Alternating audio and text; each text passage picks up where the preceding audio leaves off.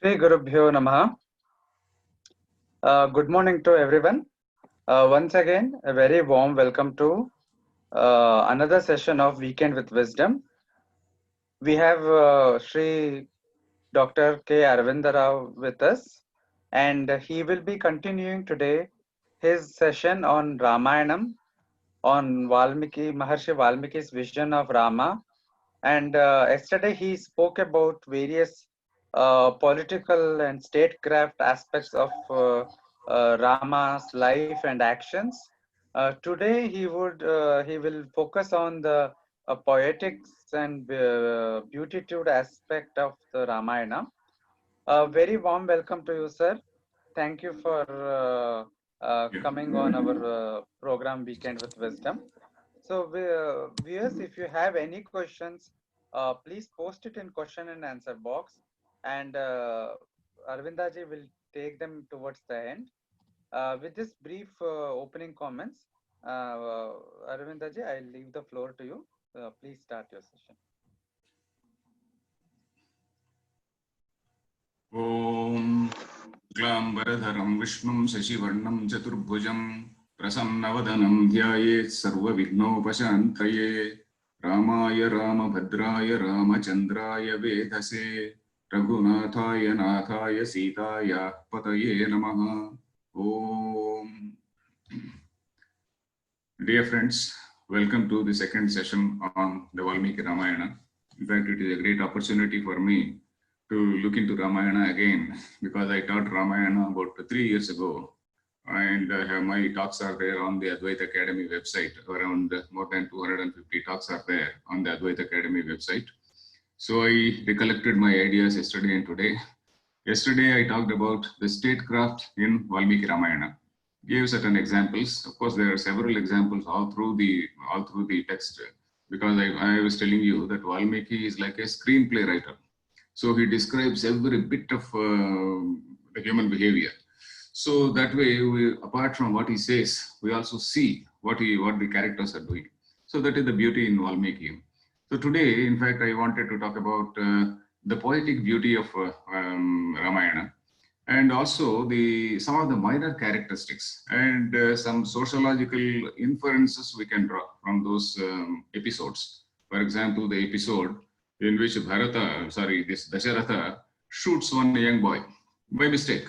That is much prior to his marriage, when he was a young man and he knew what was called Shabda Vedhi. And with that Shabda Vedhi or Vedhi, both one and the same. So that Shabda Vedhi, so he shot one boy. So that episode, what are the lessons we have to draw? And again, Shabari is another instance. Guha, of course, I partly referred to it yesterday. Today also I will make a brief reference from a slightly different angle. And some other minor episodes, what we have to derive from them. So that is what I want to focus today. First, I will talk about the poetic beauty of Valmiki Ramayana. So talking about any work of art, any good work or any great work of art, the literary critics, what do they say? They say that in any great work of art, there are so many factors. There are so many factors which make that great work of art great. What are they? For example, the rasa. How those rasas are portrayed? Rasa means when you see a play enacted or when you read something, you are merging your identity gets merged with the characters, and then you have the same feelings. You develop empathy, and then you just absorb. You get absorbed with the characters. So that is the emotion. So that creation of emotions, that is called a rasa. Rasyate iti rasaha. Rasyate aswadyate iti rasaha. Rasa is something which is relished. When you read a poem, you relish it, and then that rasa utpatti happens. Rasa utpatti means that feeling of emotion, that empathy, it happens in our mind, it generates in our mind. And for that, the great Alankarika, probably the foremost of Alankarikas, Bharata, he gives a definition. Bharata, we know that he has written a huge text called Natya Shastra. So there he gives a definition for rasa. Vibhava, Anubhava, Vyabhichari, Bhava, Sanyoga, the rasa nishpatti, he says. I will not go into all these technical aspects, but rasa nishpatti, that is generation of rasa, depends on certain factors. So similarly, like rasa, you have got alankaras. Depending on the rasas, in order to enhance the effect of rasa. Rasas and alankaras, they are not totally different things. Alankaras are rather what we call the figures of speech in English. These figures of speech, they enhance that mood. So that also is there. In addition to that, in any good kavya, there is also what is called a dhvani. Dhvani means that the poet directly does not say anything, but you are seeing it and then it is suggested. By way of suggestion, he tells so many things. So like that, we see all this rasa, alankara, dhvani. And coming back to rasa, people have said that the dominant rasa in Valmiki's Ramayana is Karuna rasa. The dominant rasa in any text is called Angi, Angi rasa. Angi means, I know that we use this shirt. This shirt also is called Angi in English, in Telugu. Angi is that which has Anga, is Angi. Anga means parts. That which contains parts is Angi. So Angi rasa means the predominant rasa here. The predominant rasa is Karuna rasa. Karuna is, we know that Karuna means some compassion. A person is he is suffering wrongly. He is not suffering rightly. For the wrong reason, he is suffering. For no reason also, as in the case of Sita here. So a person who is suffering and you commiserate, you identify and you share the agony, you fully sympathize. So that Karuna rasa is the predominant rasa. And in addition, there are other rasas also like Shrungara, Veera, Karuna, Shrungara, Veera, and also Bhivatsa. All those rasas are there. Shrungara is usually it is called the Rasa Raja. It is supposed to be the king of rasas. It is also there in Valmiki Ramayana. There are so many instances of Shrungara. In fact, the Shrungara and Rasa Karuna, they are combined. See, the greatness of the strange thing we see in Valmiki is Shrungara and Karuna, they are both combined. Shrungara rasa, it is a particular, in Shrungara also, there are two types of Shrungara. In Shrungara rasa, the Alankarikas, the Alankarika is the aestheticists, yeah, they say that there is what is called Sambhoga Shrungara and Vipralamba Shrungara. Sambhoga Shrungara is when the hero, when the lead man and not the hero, heroine, when we say the lead character and the lead lady, they are together. They are together and then there is absolutely no hindrance to their enjoyment. So that is Sambhoga Shrungara.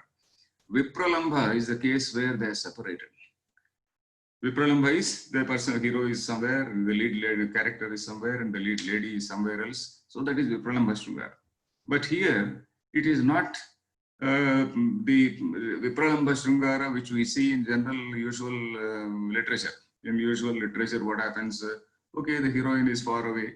And then the hero is okay, just lamenting lamenting about, not exactly lamenting. He is expressing his longing for her. So that is Vipralamba Shrungara, like we see in Meghaduta. Meghaduta, the Yaksha is, kept far away from that Alakapuri. So the wife is in Alakapuri. She is quite safe. But here in Rama's case, Rama doesn't even know. Rama's case, we can't say it is just Vipralamba Shrungara because Rama doesn't even know. He has concern for her. He has sympathy for her. He is extremely miserable, feeling extremely miserable inside and also helpless because he just doesn't know where that lady is, where Sita has been abducted and who that Ravana is. Absolutely, he doesn't know anything. So this is the case. So here there are mixed feelings. So this rasa, coming to just briefly explain that definition of rasa also. Vibhavanubhava vyabhichari sanyogat rasanishpati. Vibhava is the main reason, the main characters. That is the hero and the heroine. That is these two people have to be there for that Shrungara rasa. So these two people, in fact, when they are together, it is called that Sambhoga Shrungara. And Anubhava is the other Vibhava this time. Vibhava also is at two levels. One is Uddipana Vibhava. For example, when the hero and heroine are together, there is also the moonlight, or there is a spring season, very bright season, moonlight and all ambience, right? Beautiful ambience also is there.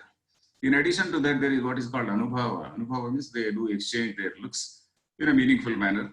And probably they also have some gentle talk. Gentle means you see that not gentlemanly talk, but gentle talk, love talk, let us say, that love talk. And all these things, they get reinforced. That reinforcement is what is called, say, Vyabhichari Bhava, Vibhava, Anubhava, Vyabhichari Bhava. So all these things put together, they generate that rasa in a human being, in the audience or in the a person who is reading the text or seeing that play which is enacted. So that is what we see here. And this predominant rasa here, as I said, is Karuna rasa. And Karuna rasa starts from right from Aranyakanda, right from the time when Sita is abducted by Ravana. And when Rama, we see that Rama, very often if we don't read Ramayana, we think that Rama is such a misogynist, very cruel person and all that. But Rama is such a great lover and a great husband. So we see that Karuna rasa, it is coupled with Vipralamba Shrungara.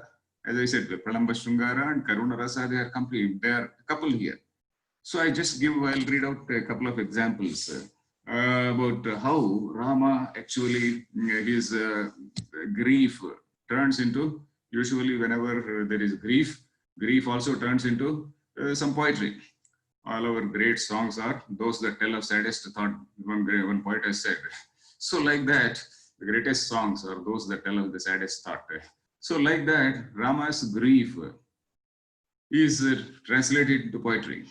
So we see, for example, in Kishkindha Kanda, right from Aranyakanda, when the lady is picked up, Rama laments for her, and then he goes and he asks every tree, every river, every hillock, and every animal. He looks at a deer and then he asks, "Oh deer, have you seen my wife?" He asks a tree, "Oh Kadamba tree, did you see my wife? Oh hill, have you seen? Oh river, have you seen? Oh this flower plant, oh flower plant, have you seen my Sita?" So in fact, all this, you see, if you see that sentiment, people have commented that that Kalidasa derived his inspiration for Meghaduta from that. Because Kamartha hi prakriti kripanas chetana chetaneshu, a person who is afflicted by that desire, kama, he doesn't know whether it is chetana or achetana. Prakriti kripanaha chetana chetaneshu. So he goes, he asks anybody, he asks a tree, he asks a hill. So the position is like that. So then that we see in the entire this Aranyakanda, we see that type of thing. Then when we come to Kishkindha Kanda, there again, occasionally, suddenly, when during the rainy season, for example, in the rainy season, this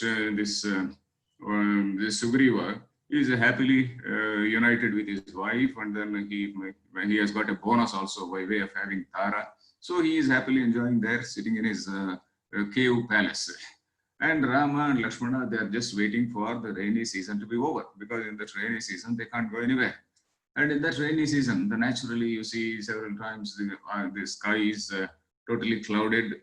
And sometimes the sun is also there, and sun is partly clouded and partly seen. And sometimes there is this lightning and thunder. So these are all the natural phenomena. And Rama's grief is transported to the elements there.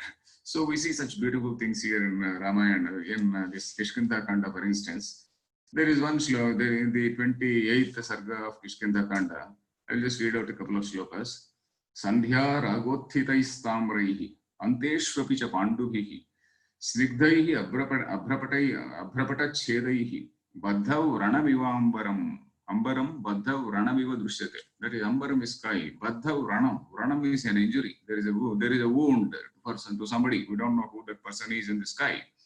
So the sky is there and there is a wound. And all these, the long strip of megha is that clouds, the long strip of clouds. At one point of time, at one place, they are looking red, they are looking reddish. And at the ends, they are white. It is looking like a bandage. It is looking like the sky is looking like a wound covered with a torn cloth, that too. It's not even a nice cloth, because all the meghas, all clouds, they are not in a perfect shape. They are in some sort of disjointed shape. So they are like that. Sandhya ragotthitais tamraihi. So this Sandhya raga, that evening sky, you see, that evening sky is appearing as though it is a wounded person. The sun is setting, and at the same time there is no rain, but then the clouds are clouding the sun. So that evening sun, the redness is seen, and the clouds are also there, and the sky is looking like a wounded person. So you see, as students of long ago, when we read some English literature, we saw online the love song of Alfred Prufrock by T.S. Eliot. So there also there he writes almost a similar thing. Let us go then, you and I, when the evening is spread out against the sky, like a patient etherized upon a table. So T.S. Eliot was also a poet who was very close to the Indian literature and then our texts. Of course, I don't say that they copy or anything, but we find that Valmiki's similes, they are so modern. They are so modern, and we'll see some more similes. This simile is about a wounded person. Then on some other day, Rama sees another scene. That scene is, there is a lightning, there is a thunder and lightning. There is the cloud, thick clouds are there, and in that thick cloud there is a thunder and also lightning. So that is described as Kashaviriva Haimibhihi Vidyudbhir Abhitaditam.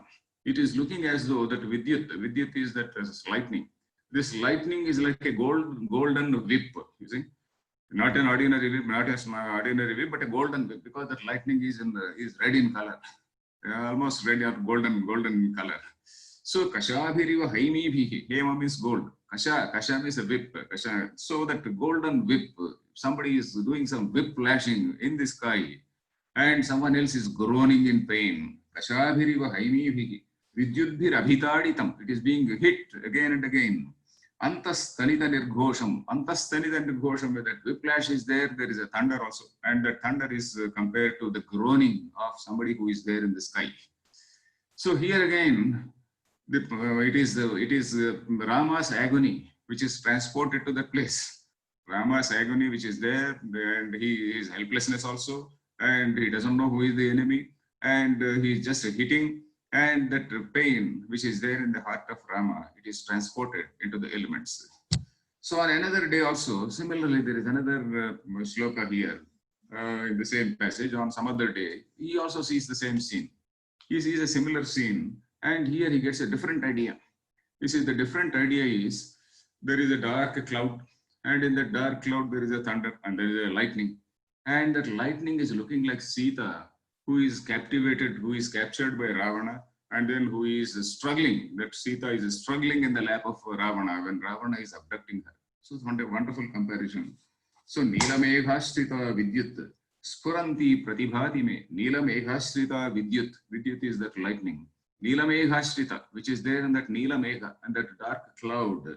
So it's looking as though Spuranti Ravanasya Anke Spuranti, that is in the lap of Ravana. She's just struggling to get out. So Vaidehi va Tapaswini, the poor, helpless Vaidehi. Tapaswini means, Tapasvi does not mean ascetic here. Tapasvi sometimes means also a very, very helpless person. So very helplessly struggling in the lap of Ravana.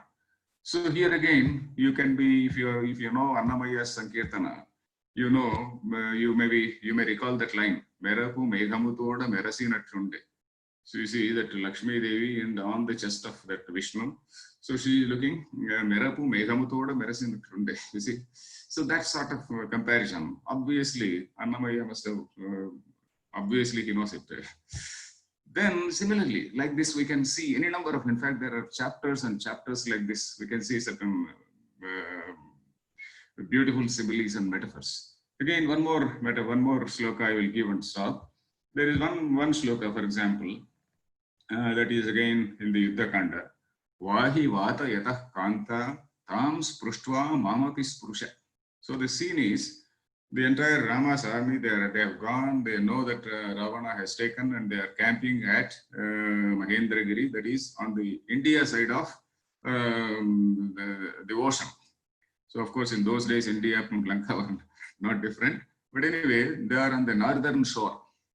And on the southern side is Lanka, you know, southern side is Lanka. And the wind is blowing from Lanka. When the wind is blowing from Lanka, this man is sitting, he is here on this shore, and he is visualizing Sita on the other shore, and there is a bright moon. So he is now asking the wind, oh wind, touch her, you touch Sita and then touch me, so that I can be united with Sita in you. I'll be united with Sita in you. And Chandre Drushti Samagamaha. Our eyes, they do meet in the Chandra. I am looking at Chandra. Probably Sita also is looking at Chandra. So our eyes are meeting in Chandra. And in you, I am having union with her. So wonderful thing. For example, the shloka is Vahivata Yatah Kanta Tam Spruštva Mamapi Sprusha. You touch her and then touch me. Tvai me Gatra Samsparshaha. In you, I am having Gatra Samsparsha, her embrace. And Chandre Drushti Samagamaha. So like this, you will find wonderful shlokas all around Ramayana. And that is the reason why Kalidasa and all the later poets, they all acknowledged Valmiki's contribution. They said, Athava Kurda Vagdwari Vamshesmin Purva Suribhihi. This gentleman says, Kalidasa says, Kruta Vagdwari. He has created a route, he has created a pathway. And on this pathway, Valmiki has created a great way. He has created a royal path, and we are able to go through that royal path. Otherwise, we can't travel on this path. So Valmiki is the forerunner, and he is the person who is he is a model for all the later poets. So that is what we see here. And Karunarasa, as I said, is again, Karunarasa is transformed into this Alankara, and Alankara and Karunarasa, therefore both reinforcing. And again, while portraying Srungara, you also find the difference. The Srungara in Ayodhya is different, Srungara in Kishkinda is different, and Srungara in this Lanka is different. So we know that in Bhagavad Gita, the chapter called Shraddha Traya Vibhaga Yoga, Tamasa, Rajasa, and Sattvika. So this Sattvika, Rajasa, Tamasa. So this Sattvika, that framework is applied to various things there. Sattvika Tapas, what is Sattvika Aharam, and what is Sattvika Yajna. So it is applied to all human actions. So in fact, here you can apply to even Srungara. Sattvika Srungara you find in between Rama and Sita. Between Rama and Sita, if you see the last chapter of Balakanda, the last sarga, in that last sarga of Balakanda, last 4 or 5 shlokas, they do describe the affection, the mutual affection between Paraspara Anuragam, between Rama and Sita. In fact, they don't speak with their mouths, it seems. They speak with their hearts. They speak with their hearts, and Rama's love is growing every minute, and Sita's love is double the amount of Rama's love. And then their hearts, they are together always, not only at that time, but even in Ayodhya Kanda, all through Ayodhya Kanda, and again, even in the forest, when they go to forest also, when Rama very gently prepares some food and then makes her eat. So all those things, you see, that gentleness is there, that nobility and gentleness we see, that dignity we see in between Rama and Sita. And if you come to Kishkinda also there is Srungara. Where is that? That is when Vali is killed. Till Vali is killed, there is no Srungara. When Vali is killed, then that 4-month period, that is a nice honeymoon period for this Sugriva. So this Sugriva is there in his cave palace. The description of cave palace is also very impressive. It is no less than any ordinary palace. There are so many beautiful things are there which are described. So there, this gentleman, this Sugriva is relaxing with his wives. And when Lakshmana goes there, you see that Sugriva almost forgets, or probably he is indulging too much. And of course, the wise Hanuman, he is cautioning him. Wise Hanuman is cautioning him, and he says, you are relaxing and then don't relax. You see, Rama can be tough. So that is what he says. And the Sugriva also wakes up, and then he dispatches people in all quarters to bring all the Vanaras. The first thing is sending messengers to assemble all the Vanaras. So he does it. But then Rama doesn't know all that. Rama doesn't know, and then Rama gets angry with this man. What is this? This fellow is ungrateful. Well, you just go and warn him. So Lakshmana goes, and then Lakshmana goes in anger, very angrily he moves. We know that Lakshmana is a very angry man. So he angrily moves. Of course, Lakshmana is also a great advisor, a great counselor to Rama. Whenever Rama is in distress, you see, Lakshmana sometimes is angry. We know that. But then Lakshmana is also a great counselor. Whenever Rama is in some sort of despair, despondency, at that time, it is Lakshmana who puts courage in him. And then he says, oh, You don't know your strength. You have to be bold. So it is Lakshmana who always infuses confidence in him. So that Lakshmana goes very angrily. So at that time, you see that Shrungara, if you see there, this Sugriva also is a very intelligent fellow. Sugriva knows that Lakshmana is a very gentleman. He's a great gentleman. So Sugriva doesn't come out. If Sugriva comes out, then Lakshmana may flare on him. He may just shout. So he sends his wife Tara. So Tara is just coming out of bed, and then she is just adjusting her clothes, her loin clothes, and also tottering because she is drunk, fully drunk. Sa Vihvalanti Madavihvalakshi Pralamba Kanchi Guna Hema Sutra. So something like that Valmiki describes. Valmiki describes how the woman is having in a very voluptuous manner, and she also reveals part of her body. But Lakshmana is not interested in that. Lakshmana speaks to her in a very, very, very totally polished manner. And then he says, no, I have to see Sugriva. So this Sugriva's cave, you see, then the description of all the sounds, you see, Valmiki is also slightly, we can say slightly, I can't say mischievous, but he suggests certain things. He doesn't say. For example, Lakshmana listens to the sounds of, for example, Nupura. Nupura means anklets. Anklets and also waist belts. Nupura and also Mekhala. Nupura Dhvanihi, Mekhala Dhvanihi. Nupura Dhvani and Mekhala Dhvani, they indicate the postures of man and woman. So in fact, according to Kama Shastra, when is that Nupura Dhvani, what does it indicate? And this Mekhala Dhvani, what does it indicate? I will not elaborate on that. So all that Valmiki suggests. So Lakshmana is getting angry. So by that time, this Tara comes out and then says, oh, my dear sir, you don't know how people get tempted by all these things. You are a gentleman, you don't know about our monkey nature. So then she talks, then Lakshmana slowly cools down. So you see there, that Shrungara is a sort of Rajasa Shrungara. Because Rajasa Shrungara, where man and woman are equal, and then woman also is, Tara is a very politically shrewd woman, I told yesterday. So that she knows how to negotiate any difficult situation. Oh, you are a boy, almost she speaks to Lakshmana, you are a young man, you don't know much about love. So in that tone she speaks. So that is the type of Shrungara which we find in Kishkinda. You see a few say chapters there, because the waist bells, jingles of the waist bells and jingles of the anklets, etc. All that description, it is so wonderfully done. And Valmiki does not say overtly, but he is suggesting. That is where we see that Dhvani aspect of it. Then again, you go to Lanka. Lanka is the perfect example of Tamasa Shrungara. Tamasa Shrungara is where this Tamoguna is for your happiness. You are enslaving so many people.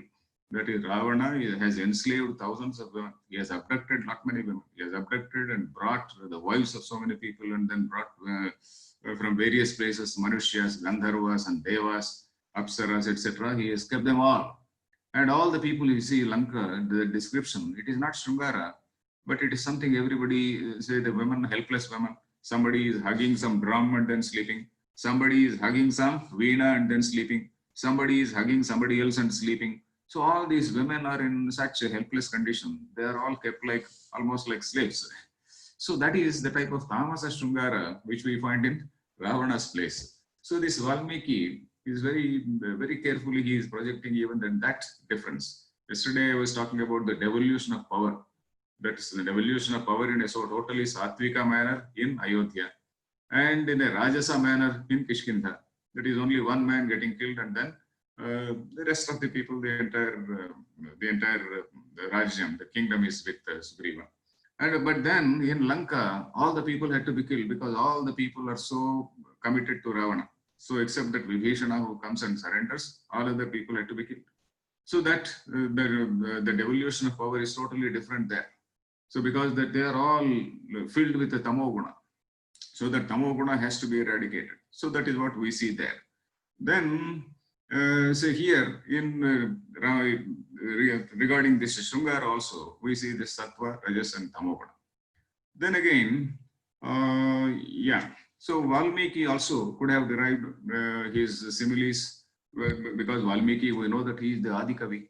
And where from has he derived his similes? Probably some contemporaneous poets could have been there, or some people in some other languages we do not know, or he might have drawn from Vedic passages also, because many of the Vedic passages, they also contain similes and all these metaphors. So he could have drawn from there also, but Valmiki has prepared a royal pathway for all the later poets to follow. So that is what we see regarding this poetic beauty. So that is the reason why one commentator called Rama, his commentary is called Ramayana Shiromani. It is available on the net. You can see, we can see it on the cell phone. Ramayana Shiromani is by one poet called one commentator called Rama, and he has written beautiful shlokas. He has written Pujantam Rama Rameti Madhuram Madhuraksharam Arushya Kavita Shakham Vande Valmiki Kokiram. So Valmiki is that cuckoo bird singing melodiously on the branch of Kavita Shakha, on the branch of the tree called great poetry. And these are the things we saw. And we can go on and on. We can give any number of examples, but I will stop here telling about the Kavi Kokila, that melodious poetry of Valmiki. Now, the same Rama commentator, in the same sequence, he also praises Valmiki as Muni Simha. One is Kavi Kokila, the second is Muni Simha. Valmikir Muni Simhasya Kavita Vanacharinaha Sunvan Ramakathanadam Ko Nayati Parambati. So these are shlokas which many children also they know by heart. So in fact, when we learn Bala Ramayana, these are all there in the introduction of the Bala Ramayana. So Valmikehe Muni Simhasya. He is a Muni Simha. There he is not saying Kavi Simha. He is saying Muni Simha. Muni is Mananath Munihi. That who contemplates on what? Does not contemplate on worldly things. He contemplates on what is the supreme reality. So he is the Muni. A person who contemplates on worldly things, on stock market, etc., he is not called a Muni. Muni is somebody who contemplates on the higher things, say the highest reality. So Muni Simha, he is also a Simha among the Munis. So he is a lion among such Munis. So that also we see in Valmiki. So for that, we have to see how Valmiki has portrayed the Nivrutti Dharma. We know that Dharma is at two levels. One is called the Pravrutti Dharma and the other is Nivrutti Dharma. Pravrutti Dharma is just what we saw yesterday, that statecraft, how a person has to achieve Dharma, Artha, Kama, that is Pravrutti Dharma. Then moksha can be achieved only when you achieve Artha and Kama in the process of Dharma. Dharma, Arthasya, Kamasya. When we go through that path only, then Artha and Kama will be conducive for moksha. So that moksha aspect or Nivrutti Dharma, where do we see here in Valmiki? So there are certain episodes. There are so many episodes showing these things. Various lessons about what is Sattvika Tapas, what is Rajasa Tapas, and what is Tamasa Tapas. Where do we find here in Ramayana? We find it in the episode of Vishwamitra. Vishwamitra and Vasishtha, we all know the story. Vishwamitra wants to take away that cow, and that cow doesn't come, and then the cow itself, from its body, it produces a huge army, and that huge army defeats Vishwamitra's army. And then Vishwamitra feels totally humbled, and then he goes and does tapas. He goes and does tapas with the intention of getting all the weapons, all types of weapons, and then again go and kill this Vasishtha. So his intention, okay, depending on the intention, whatever is our intention, the gods give in the same manner. So he gets all the weapons. He goes again to the Vasishtha and again throws all the weapons. And Vasishtha simply holds the Brahma Dandam, and all the weapons, they get absorbed in that Brahma Danda. Vasishtha does not do anything. So then again, Vishwamitra curses that Vasishtha's sons not curses, he kills the sons of Vasishtha. So there again, Vasishtha does not retaliate, he simply keeps quiet. So like that, again he goes and sits for tapas. When he sits for tapas, he realizes that his tamasa tapas is of no use. Then he realizes that he has to be a Brahmarshi. So if he has to be a Brahmarshi, then what is the requirement for somebody who is on the path of Brahmajnana? A person has to totally, his ego, this identity has to go away. His ego, ahankara has to go away, aham, and also kama, krodha has to go away. So he sits there, and again there is a test for his ahankara. So test for his ahankara is somebody called Trishanku comes. So he says, oh, I want to go to heaven with this body. So Vasishtha and his children and his son, Vasishtha and his sons, they say, no, it is not possible. Though he is also a Ikshwaku king. That Trishanku also is from the same Ikshwaku clan, maybe residing somewhere else, not in Ayodhya. So there he says, that is much prior to Rama, much prior to Dasharatha. That's what we are seeing. Yeah, Trishanku again, he is from the same, this place only. Trishanku is one of the forefathers of Rama. So Trishanku, he says, I want to go with my body. So you can't go to heaven with the physical body. So, but then Vishwamitra says, no, with my tapashakti, I will see that you go, Trishanka. So there that ego comes, and then because of that ego, he loses a lot of his tapashakti. That story we all know. That is the reason why I am not going into details. So then again, another person called Shunashefa comes. And again, Vishwamitra wastes a lot of his tapas for Shunashefa. Again, it is a question of prestige and a question of, say, compassion. At the same time, we see nobility. And at the same time, we see ego in Vishwamitra. We see Vishwamitra is not a bad guy. Vishwamitra is a very noble person. But at the same time, he's a royal nature. It doesn't go. So that is the reason why he says, Ratnahari cha Parthiva. You have got that cow is a Ratnam, and I am the Ratna Parthiva. A king is like a Ratnahari. Whatever is precious, it belongs to the king. So that is what he says. So then again, Indra, again when he sits for tapas, Indra sends Menaka, we know that. And Vishwamitra himself goes to her and invites her, okay, come to my ashram, let us spend time. So she comes happily. And then for 10 years, he is there with her, and then he wastes his tapas. Then again, he realizes his mistake, and again, he very apologetically sends her away. And again, sits for tapas to become a Brahmarshi. Then again, he conquers Kama. No doubt, he conquers ego, he conquers Kama, and his Krodha is still there.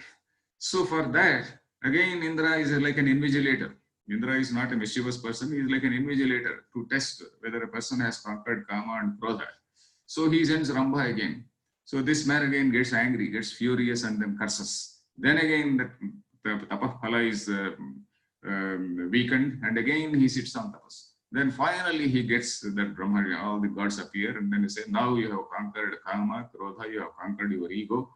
So at that time, okay, when the ego is conquered, then both Vasishtha also comes, and then Vasishtha and Vishwamitra become friends.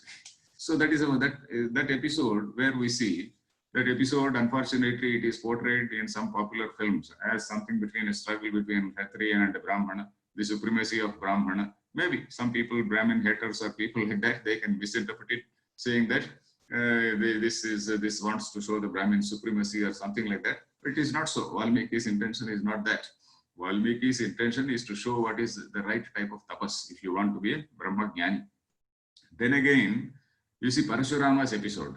Parashurama's episode in total contrast to Vishwamitra's episode. There, Kshatriya is winning over Brahmana.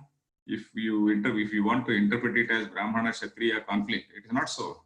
So here in Parashurama, what is the basic point? Parashurama is not shown as an avatar in Ramayana. Parashurama is just shown as a very great sage.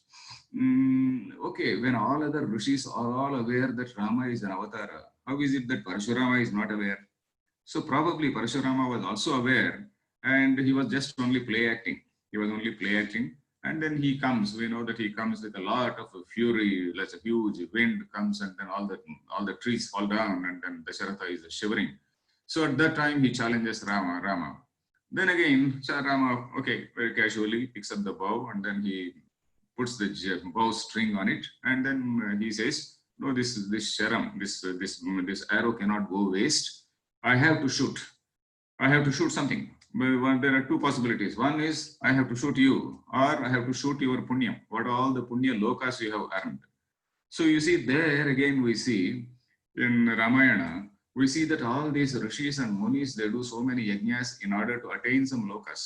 Asuryanamate loka andhena tamasavruta says Ishavasya Upanishad. Whatever tapas you do and whatever yajna you do and attain some lokas, they are all inferior when compared to the actual knowledge of Brahman. So, but then Vishwamitra, Parashurama is shown to be a person at that level. Vishwamitra has attained, this Parashurama has attained all these lokas, all these punya lokas with a lot of punyam. So Rama gives an option. With this, with this Bana, you have got two qualifications. I don't want to hurt you because you are a Brahman. There are two qualifications. One is your punyam and the other is your ability to go wherever you want. So which one can I hit? Shall I hit? So Vishwamitra, Parashurama says, okay, you hit all the lokas. Then again, this Gamana Shakti has to be there, otherwise he can't move anywhere. So then this Parashurama takes leave of him and then he goes. So in this, the subtle message which Valmiki is conveying is that all these yajnas and yagas which are there contributing to your punyam, all that punyam is of no use. And while Vishwamitra is taking leave, there is a line by Valmiki which says, Atma Lokam Jagama. So Atma Lokam, all these other lokas he abandoned and he went to this Atma Lokam, which means he is suggesting that he is now gone to that Atma Lokam, is on the contemplation of the supreme reality. In fact, when we see that Brahma and this Shiva is doing tapas, or Vishnu himself is doing tapas, on what does Vishnu do tapas? Vishnu is in his own state of awareness, that is Brahman awareness. Shiva also is in the state of Brahman awareness, according to Shaiva tradition. Okay, so here the message is, it is not all this punyam which is important, it is the Brahma Jnana which is important.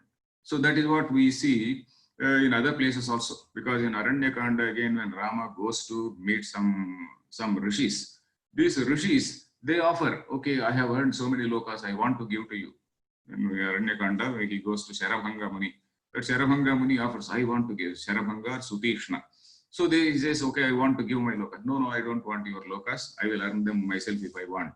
So very politely he says no. So like that, the importance of Brahmajnana is conveyed in a very, very subtle manner in this Parashurama's episode. Then again, you see this rishis it is now around 11:15. Yeah, there is still time. So rishis, what do we do? What do we find here? It is not, the rishis are described not to show some sort of supremacy, caste supremacy or anything here. You see, in any system, there is a need for some checks and balances. In the modern system, of course, if it is a totalitarian state, we do not know what are the checks and balances. But at least in a vibrant democracy, there is judiciary. It is somewhat like the judiciary. You see, in olden days, there was no check on the king. A king was the representative of all the gods. Indraha, Somaha, Varunaha, all the people, all the powers of all these gods are there in the king. And the king, there is nobody above the king. So then who is there to check the king?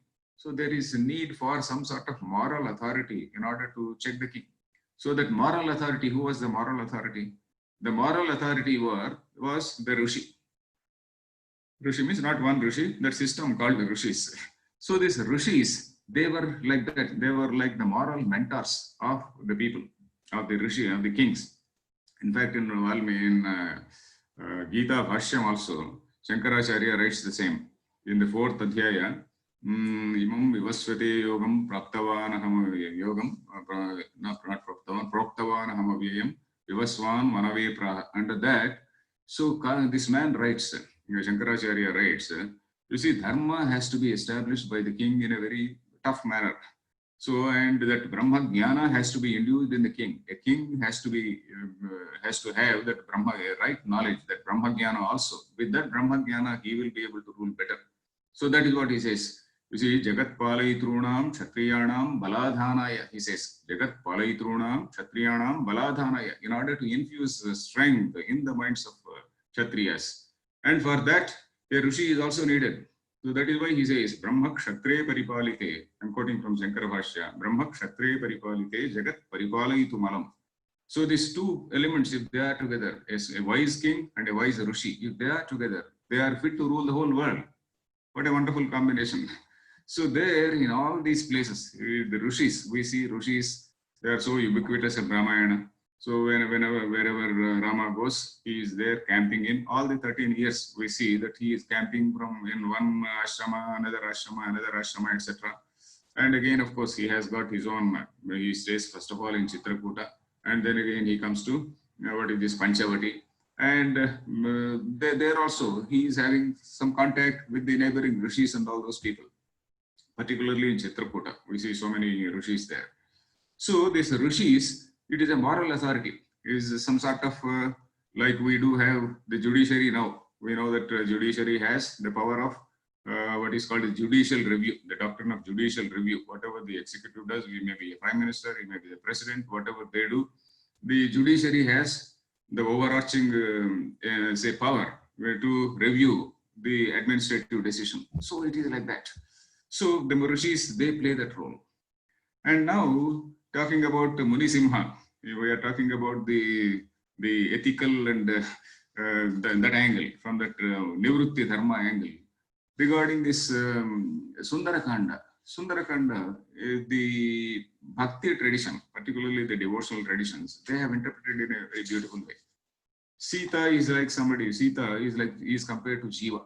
Sita is like Jiva, who gets tempted by that golden deer. And that golden deer is Maricha. And in Sanskrit, Maricha means mirage. M-I-R-A-G, mirage. Maricha is mirage. So what is that mirage? Mirage is Maya. And Maya means the whole world, all the attractions of the world. When the Jiva gets attracted to the world, he is confined in the body-mind complex. And Lanka is confined to the body-mind, Lanka is compared to the body-mind complex. And Ravana is the head of all these 10 indriyas, Dasha Griva. Dasha Griva means a person with 10 heads, or 10 Griva actually means a neck. 10 necks or 10 heads means Dasha Indriya. So he is somebody who is devouring. He is devouring all the sense pleasures with all the sense, 10 organs, 5 sense organs and motor organs. He is always enjoying. And he represents that mind is the adhipati, or the boss for all the 10 indriyas. So Ravana is like that. So this Jiva is captivated by the mind. Jiva is captured by the mind and kept in this body-mind complex. So that is a beautiful interpretation, which they say. For that there is a shloka also. For example, they say, Tirtva moharnavam atva kama krodhadi rakshasam shanti sita samayuktaha atma ramo virajate. This shloka is attributed to Shankaracharya. It is said to be in Atma Bodha, but in Atma Bodha there is a slight variation. But the first line is the same. Tirtva moharnavam. Moharnavam. Arnava, he has to cross the ocean. And hatva kama krodhadi rakshasam. Kama, krodha, etc. They are the rakshasas. And Shanti Sita Samayuktaha. So with getting united again, Yukta means getting united again with that Sita. Then again, Atma Rama Virajate. Sita is now, after she gets the divine message, she is the person, she is representing Shanti. Shanti Sita Samayuktaha, Atma Ramo Virajate. And a later poet, not poet, a philosopher, later religious leader called Vedanta Deshika, he has improved on this allegory, and he has written a much bigger shloka. And in that much bigger shloka also, he elaborates all this. In fact, he says the Jiva is awakened, the Jiva who is there, kept in that body-mind complex, which is a Lanka, and that Lanka is in the ocean, and that ocean is samsara. And that samsara, that ocean has to be crossed by a guru, with the help of a guru only. That is, guru is Hanuman. Hanuman is guru. He goes and awakens that Jiva and gives the Rama mantra. And what is the divine message? That Rama mantra is the Abhignana which he gives. Abhignana is the ring. He is taken as a token of identification. So the token of identification, that Abhignana, is called the message, the divine message, maybe Tattvamasi, whatever it is. And then with that, the Jiva is awakened. And Lanka Dahanam is something which symbolizes Dehatma Buddhi Dahanam. So all this elaborate explanation is given by Vedanta Deshika. And so this is how we see that, and also the episode where Hanuman crosses Lanka. There again, he first comes across what is called Mainaka, then again Surama, and then again there is that demon. So these things, they also represent Sattva, Rajas and Tamas. There is symbolism shown in so many places. So symbolism, we can see that thing in so many places. Then now we come to the minor episodes. I just want to refer to certain minor characters in Ramayana and what is their significance. Parashurama, I just said, then Parashurama, yeah. Then, okay, this I will come to this brief characters, that is minor episodes. For example, there is one minor episode where Dasharatha kills that boy. I was referring to that episode. And who is that boy? That boy happens to be the son of a Shudra woman and a Vaishya father. So we all think that Shravana, in fact, Ramayana does not give the name of that boy. That story I need not tell. Dasharatha, he was there, he knows that Shabdavedhi, and then that Shabdavedhi, he goes and hits that boy, and that boy is accidentally killed, and then that boy goes and that boy tells him, okay, now I am dying, you pull out this arrow so that I can happily die. Because so long as the arrow is there, I will be just groaning in pain and it will take I'll linger for a long time, and then it will be a sort of excruciating death. So instead of that, you just pull out this arrow. Dasharatha doesn't want to do that because Dasharatha thinks that that boy is a Brahmana boy, because by his looks, he was having Jatadhari.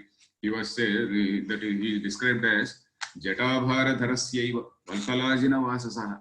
That boy, he was having this Jata and Valkala. Valkala is that bark of the trees. And he was actually in that Muni Vesha. He was actually a Muni. He was actually living the life of a Muni. And his parents were there, blind parents. They were there at a slight distance. So that boy tells, okay, go and give this water to my parents, and you please apologize because my father can curse you, and you will be damned forever. So you please go and confess to him. But meanwhile, you pull out this arrow. So Dasharatha, when Dasharatha is hesitating, that boy says, no, don't hesitate. I think you seem to be thinking that I'm a Brahmin. I am not a Brahmana boy. My mother is a Shudra woman, and the father is a Vaishya. So then when he goes and represents, pleads before that Muni, Dasharatha goes and then he apologizes, and then not only apologizes, he feels very, very sorry. And then you please, now you decide what you want to do. So when he says that, then that parents, the father, he laments over the death, over the son. He says, oh, now when he falls on the body, and then he says, oh, when you are gone, I will no more be listening to your such sonorous voice of yours very early in the day. Very early in the day, you used to wake up and you used to recite all the Shastras to me. Kasyava paragatreham shroshyami hrudayangamam. Adhiyanasya madhuram shastram va anyad visheshatah. Shastram va anyad. So this man was learning or reciting Shastras. In olden days, they used to get up at 4 a.m. and they used to recite the Shastras, recite Vedas, etc. So very early in the morning, this boy used to get up and then recite the Vedas. And again, Komam Sandhyam Upasyaiva. Komam Sandhyam Upasyaiva. Snatva Hutahutashana. Shlaghaishyat Upasina. Who will come to me? Who will attend on me after finishing the morning Sandhya Vandana? So from this passage we see Sandhyam Upasya Huta Hutashanaha, not only Sandhyopasana, but also Agni Karyam. He is also doing Agni Karyam, Sandhya Vandana and also Agni Karyam that boy is doing. And then he is, after completing all that, he comes and attends to his father. So the father is lamenting, oh, who will do that for me now? So that man also is so strong in his tapas that he creates some fire there, and then he and his wife, they offer themselves into the fire.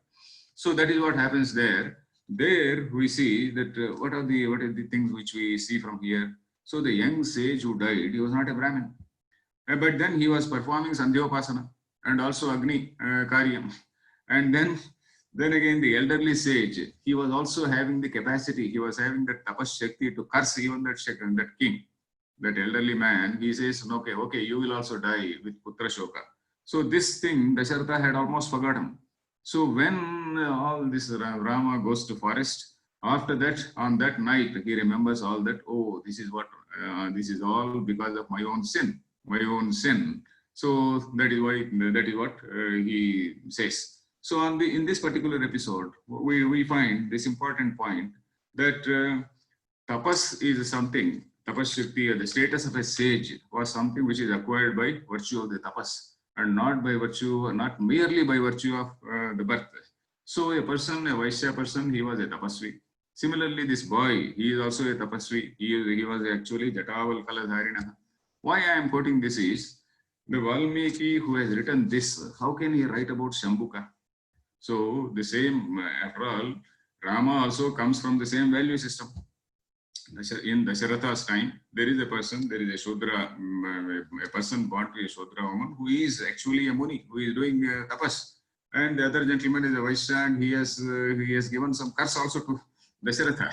So then, how can Rama suddenly gets into, how can he suddenly get into that, what is that, Pushpaka Vimana, suddenly goes out and in a rash manner beheads that Shambhuka? How can he do that?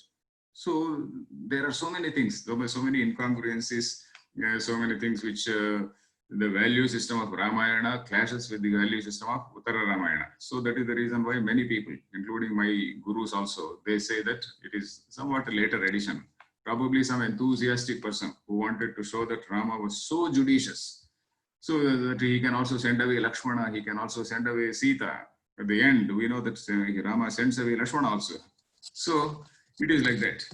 Then, so this incident I quoted only to show that Valmiki, Rama could not have gone to kill Shambhuka in that manner.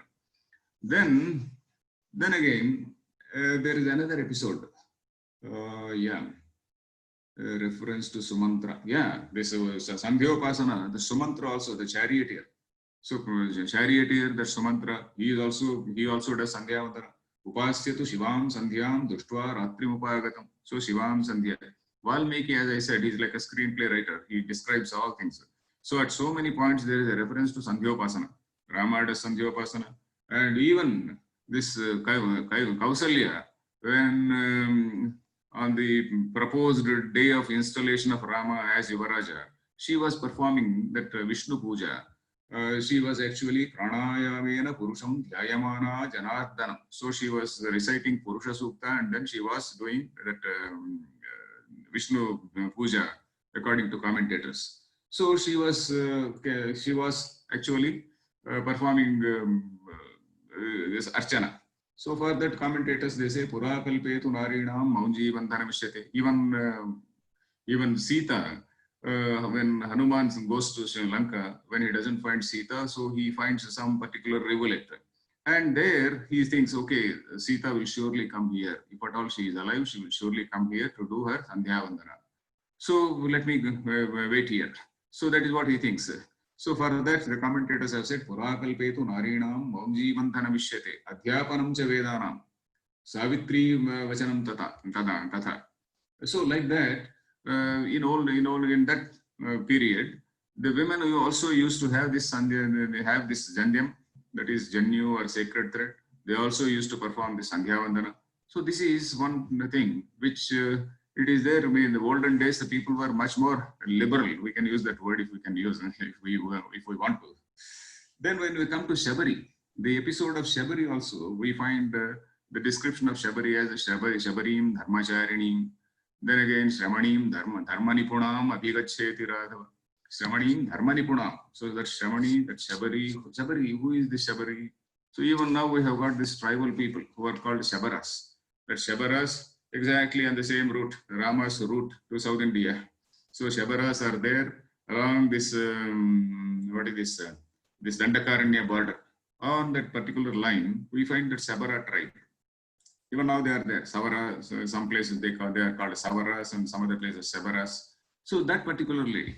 So she was actually serving in that Matangamuni Ashrama. There was a particular ashrama, Matangamuni Ashrama. So this lady was serving, and just by listening to them, she also attained Brahmajnana. By listening to them, they were discussing various things, and then by listening to them. And that Matangamuni left for heaven. And after that, his students, also his disciples, they also left for heaven. And they told this lady, you wait for some time, Rama will come. Rama will come. After seeing Rama, then you can also come to heaven. So that is what they say. And that lady is very patiently waiting.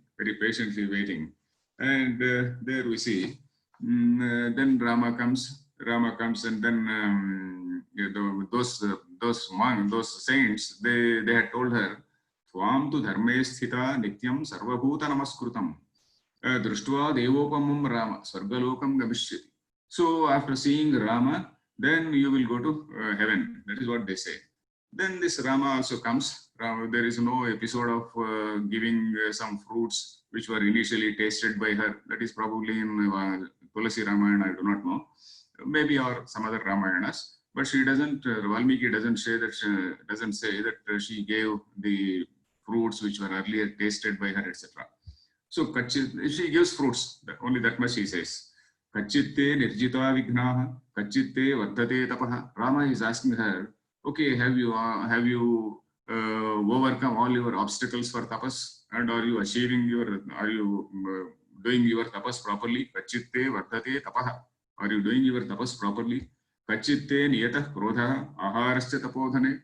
Are you controlling your anger, krodha? And are you controlling your food? So all these things he asks. So then Valmiki again describes Raghava Praha Vijnane tam nityam abahishkrutam, says. So Vijnane tam nityam abahishkrutam. The commentators have written that she is a person knowing Brahma, having Brahma Jnana. How is it that tribal woman is having this Brahma Jnana? So there the commentator, there is one commentator called Kataka. So he writes, Vijnane means Brahma Vidyayam. What is that Vijnana? Vijnana means Brahma Vidya. Maitreyaadivat abahishkrutam tatrapi adhikarinim. That means she is also having that moksha adhikari. So according to Vedanta, every human being has adhikara for moksha. So that is what we see here. And Govindaraja again, another commentator, he says, Jatya hinamapi acharya prasada labdha brahmajnanam. So though she belongs to a lower jati, jati here we can take it as varna or we can take it as caste. So there she acharya prasada labdha brahmajnanam. So she has attained brahmajnana by virtue of the blessings of acharya prasada. With the blessings of the acharyas, she has attained brahmajnana. So that is what these people say. And so here, what do we infer from this episode? Not only infer, we see actually. We see that women, they were also observing celibacy, and then they also became tapasvi or tapasvini, ascetics, and also took up sannyasa. Then again, they also practiced yoga. Govindaraja also writes, Striya api viduraderiva yogadhikaraha. The commentator writes, for Stri also, Viduradehaiva, like Vidura. Vidura was also the practitioner of yoga. So this lady was also practicing yoga, where yoga is something which can be practiced by anybody, not the preserve of a particular group. So yogadhikara sambhavati, yajnadi karmasthane guru shishrusha. Instead of performing yajna, etc., yajna and other rituals, she was just listening to the teachers, whatever the teachers was saying. So that Vedanta Jnana, it is not something which is dependent on the performance of yajna prior to that. Then Swargasya Adau, Akshayan ityukva, Punaravritti Rahitam, Paramapadam idavagamyate. So all these things, you see, we see such wonderful things here.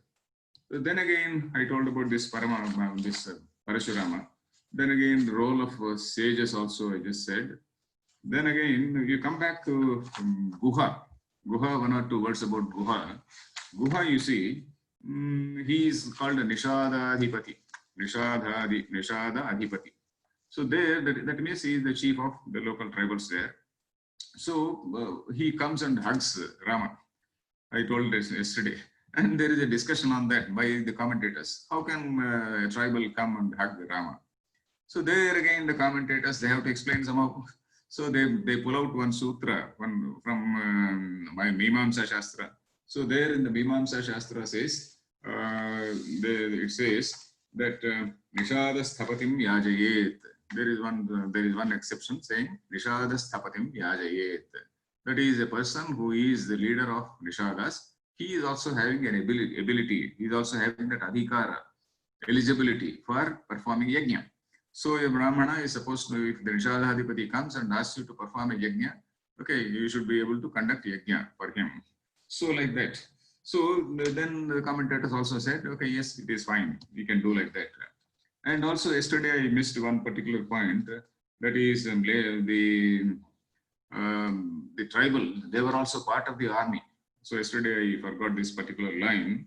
So this the six contingents are Moola, Bhrutya, Shreni, Suhrud, Dvishad, Atavikam. Iti Shadvidhaha Balopasyatvam Sarvabhauma Shantam. For any emperor, he is having Shadvidham Balam. Shadvidham means six types, six contingents, let us say. Moola. Moola means the primary or the something like a primary, basic army is there, they who are always on payrolls, etc. Then again, suddenly for some occasion, you just pay money and then enroll some people, contingent. Then again, some other people, Sreni, people from friends, etc. Then again, Dvishad, even you are also winning over from enemies, you are winning over some people. So various types, all these things put together, there are six types of bala. Balopasyatvam, you see. So that is what we find in the case of tribal leader. So the tribals were very much part and parcel of the mainstream Indian culture. So these are certain points which I wanted to say today. There is still some time, 20 minutes time. So we can,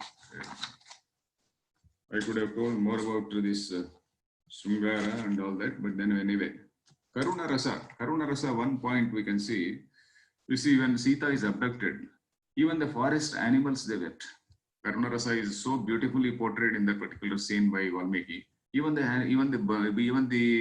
deer and all other animals, they all wept. And even the whole nature, it was looking as though it was in grief. And the sea, the rivers also, they were almost still, and then they looked as though they were in grief. And Vana Devatas, because they are divine, and Devatas, they can't close their eyelids, you see. They are called Animesha. Animesha means they can't close their eyelids. You and I, we can close our eyelids. But then they have to, even when they are crying, they have to keep their eyelids open and then cry. So the Valmiki describes, because they could not even close their lids, they cried. They cried when Sita was being abducted. So that is a wonderful scene which we see in Aranyakanda, Kishkindha-kanda, and all these places. So I think I will stop here. And any questions, please? There are a couple of questions, I think. Thank you, Aravindaji. Even in the Shivadhanur Bhanga also, there is a spiritual meaning given to that.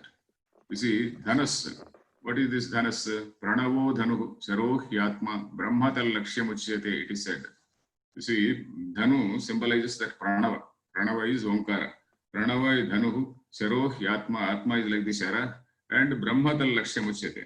And Pranava is the very name of Vishnu, and Vishnu is Rama himself. So naturally, he is the person who will be able to lift it. He is the person who will, because his name, Namati iti Nama. Nama, the word Nama is Namati. So when you are talking about that bow is something which will bend. Nama, there are two meanings. That is bending, that bending, that meaning also we have to take here. So that Shivadhanur Bhanga. So another meaning also is given to that Dhanas. That is, which is Lord Shiva is said to be having this Dhanas. And Shiva is also called Rudra. Why is he called Rudra? Rodayati iti Rudraha. Rodayati, that is one who makes people cry, is Rudra. It is a peculiar, that along with many other derivations, this is also one derivation. And who are these Rudras? We talk about 8 Vasus and 11 Ekadash Rudra, 11 Rudras and Dvadash Adityas. So who are these 11 Rudras? The 10 Indriyas and the mind, they are the Rudras. And the Dhanu symbolizes that Rudra is the person who has controlled it. So Rama, again, he is being the avatar of Vishnu. He is a person who is able to lift it, who is able to bend it. So that interpretation also is given. That is showing that Rama is a person who has conquered his mind. He has conquered his mind and senses. So that is also one meaning. So while explaining about that Muni Simha, that Muni Simhasya, Valmikir Muni Simhasya, Kavita Vanacharina, that shloka. Sundvan Ramakathanadam Konayati Paramgatim. So he has portrayed, Valmiki has beautifully portrayed both the Pravrutti Dharma, Nivrutti Dharma, and also presented a very beautiful piece of poetry. So we'll have some discussion, please. Aravindaji, we have one question. it is saying that in the Ramayana it speaks about Pushpaka Vimana. So they are asking, share your thoughts about that, whether we should take Pushpaka Vimana's mention as a merely poetic liberty, or should we view it from some different perspective? How should we understand? Valmiki describes it as a physical instrument. Valmiki describes it as something which is capable of flying, and that flies also. It flies, and you see, it can take all these people from Lanka to Ayodhya in one day. You see, all these people, when that battle is over, and then Sugriva says, "You please take this Pushpaka Vimana. In this Pushpaka Vimana, let us all." Rama invites all of them.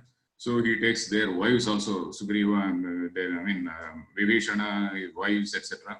On the way, they also have a halt in Kishkinda. They take the wives of these Vanara people, and then again they go. So it is described as a physical instrument. Some sort of flying instrument could have been there. We do not know. But anyway, Vimana is also a word which is used to refer to a multi-storied building. So this word Vimana in all literature, particularly even in Ramayana, even in Sundarakanda, the description when you see Vimana is also used to refer to multi-storied building. So that is also there, and it is also used to Vyomayanam. Amarakosha also says Vyomayanam, Vimanostri, etc. So Vyomayana, that is something which flies. So according to Valmiki, it is a physical instrument. Okay. Viewers, if you have any other questions, please ask now. We will wait for a few minutes, Arvindaji. In the meanwhile, I have one question. You spoke about how Ramayana, Karuna Rasa being a Pradhanya Rasa of Ramayana. So, what about Mahabharata? Which is the Pradhanya Rasa in Mahabharata? Mahabharata, Shanta Rasa is Pradhana. Shanta Rasa. So that is because Shanta Rasa, the basic ingredient there is Vairagya.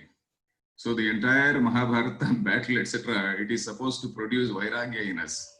So there all through the episode, or the whole entire episode, all through the text, we find so many instances where rishis tell so many stories to this Dharmaraja.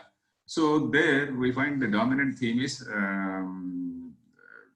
dominant rasa is Shanta Rasa. Here it is Karuna Rasa, there it is Shanta Rasa. Here the analysis is on Kama, and there in Mahabharata the analysis is about Krodha. You see, Ramayana and Mahabharata, the distinction is Ramayana analyzes Kama in all its aspects. Mahabharata analyzes Krodha in all its aspects. And in fact, Duryodhana is described as Duryodhano Manyumayo Mahadrumaha. Manyu is anger. Manyumayo Mahadrumaha. He is like a huge trunk. And then this Shakuni and Dushasana, Karna, they are big, huge branches. And the root is Moolam Dhritarashtra Amanishi. The root is Dhritarashtra, who is the foolish fellow. Dhritarashtra Amanishi, not Manishi, Amanishi. And Dharmaraja is called as Yudhishthiro Dharmamayo Mahadrumaha. He is Dharmaraja, is the Dharmamayo Mahadrumaha. So like that, there are two huge trees. One is Adharma and one is Dharma. Yeah. So has anybody done any work study on this aspect? I mean, it's fascinating. I just hearing for the first time that Ramayana is a kind of a examination of Kama, and Mahabharata as examination of Krodha. This is many traditional pundits, they do say that there might be a lot of study on this. Many traditional pundits. In fact, I heard from a traditional pundit only. In Telugu, there was one gentleman called Sri Bhashyam Appalacharya, very noted speaker. So he was alive till about 15-20 years ago. So that man's talks are also there, Sri Bhashyam Appalacharya. And not only he, many other people have also pointed it out. Ramayana, the predominant thing is analysis of Kama. And particularly if we see Balakanda, in Balakanda, it is somewhat like an ethical training for Rama. So for example, Ahalya is a piece of ethical training. Then other instances, small episodes are there.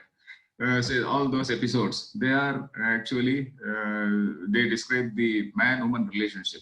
For example, in one episode, a small episode where Vayudeva, he wants to have the daughters of a particular Muni or somebody. So the daughters, they say, no, we are Pitrumatyaha Vayam. Pitrumatyaha means we obey the word of our father. So that the norms regarding marriage, etc., probably they were being formulated at that time. All these norms regarding social norms regarding marriage, etc. Probably Ramayana was the time at which all these things were under formulation. That is I'm really fascinating to me, because I have been studying this aspect of Stri Dharma and Kama and these things in my own. So this is a new thing. So I would have to carefully reread Ramayana for this.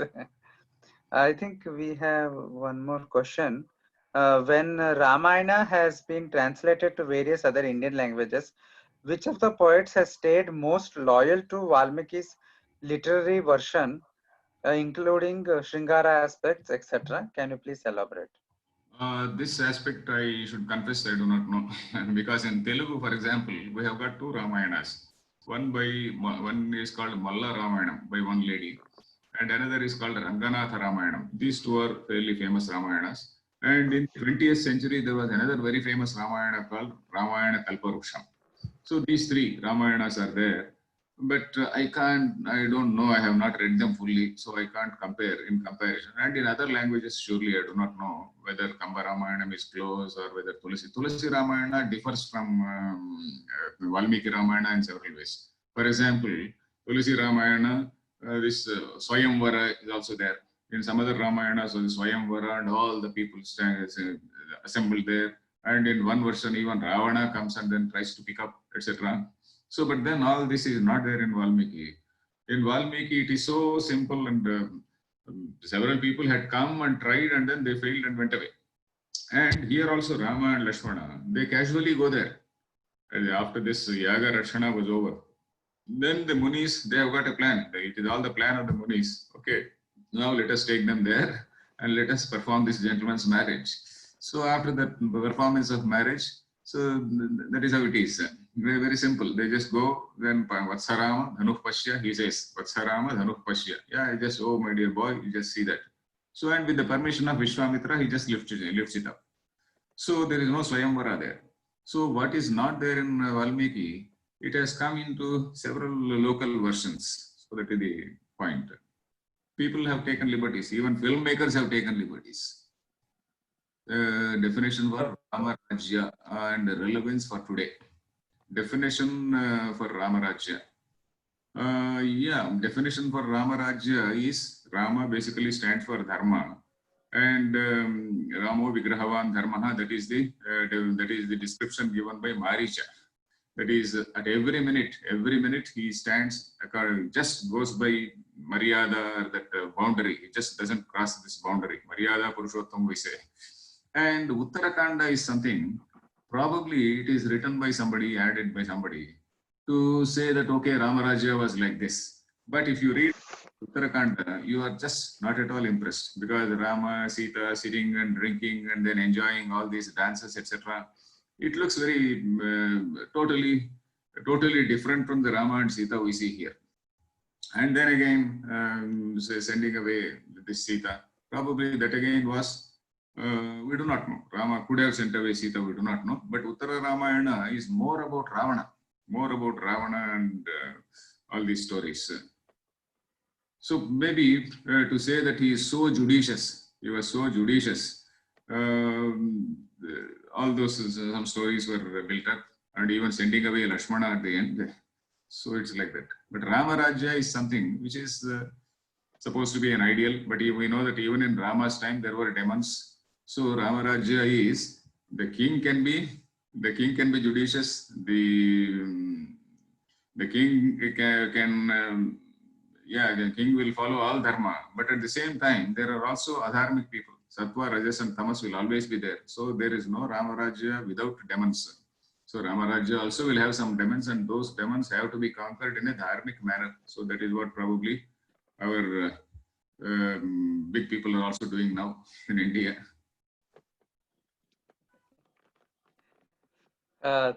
Thank you again, Ravindraji, for such a fascinating and insightful session.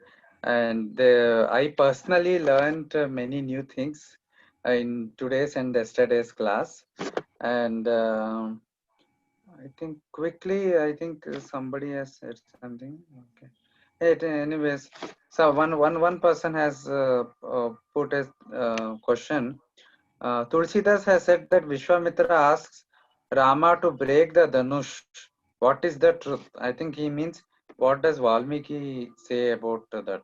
No, Vishwamitra doesn't ask him to break the Dhanush. Vishwamitra simply says, you are talking about Vishwamitra, isn't it?